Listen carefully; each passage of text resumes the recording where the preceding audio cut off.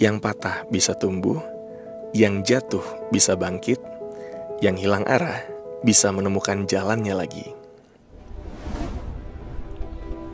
Legasi bukan cuma soal harta, tapi legasi bisa tentang pola pikir. So welcome to the legacy of Mulki.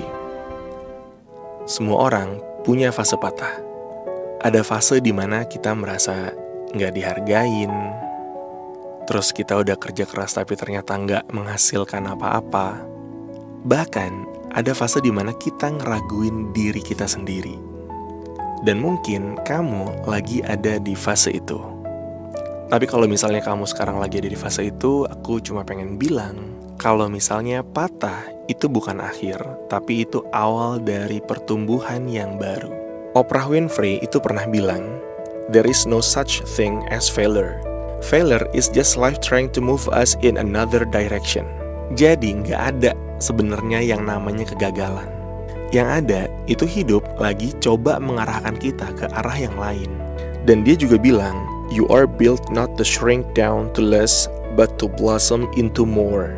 Yang artinya tuh kita tidak diciptakan untuk mengecil, tapi kita diciptakan untuk berkembang. Nah, masalahnya pertumbuhan itu selalu diawali dengan patah dulu. Nah, mungkin di sini gue pengen sedikit cerita kalau misalnya gue ada bisnis yang udah gue build atau gue bangun dari tahun 2012.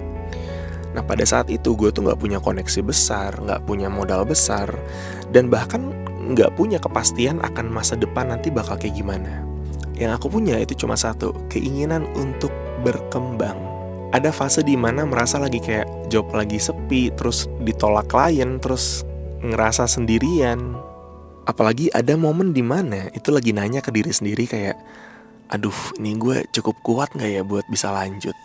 Tapi alhamdulillahnya setiap fase patah itu membentuk versi gue yang baru. Secara psikologis ada konsep yang dinamakan growth mindset. Dan orang dengan growth mindset itu percaya bahwa satu, kegagalan adalah bagian dari proses. Dua, kesulitan adalah sarana untuk bertumbuh.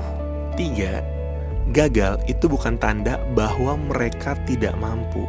Penelitian dari Stanford itu nunjukin kalau misalnya orang dengan growth mindset itu lebih tahan menghadapi kegagalan, lebih cepat bangkit, dan punya peluang sukses lebih besar.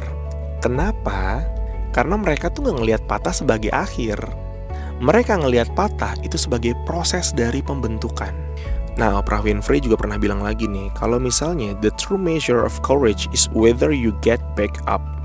Ukuran keberanian itu bukan seberapa tinggi kamu berdiri, tapi seberapa sering kamu bangkit dari kegagalan.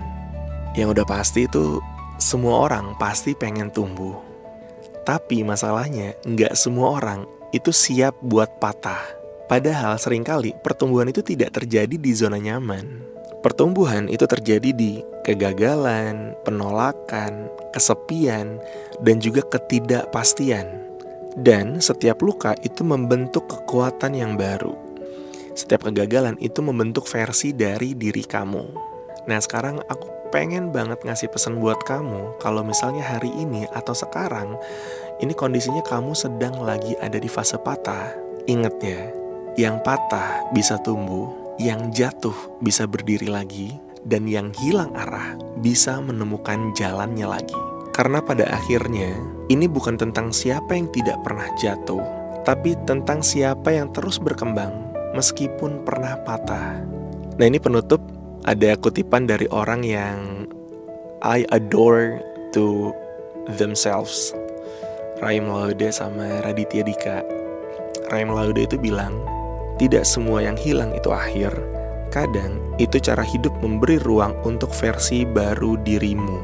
Nah, kalau versinya Raditya Dika, hidup bukan tentang selalu benar, tapi tentang tetap jalan meskipun pernah salah. Setiap kegagalan itu membentuk versi dari diri kamu.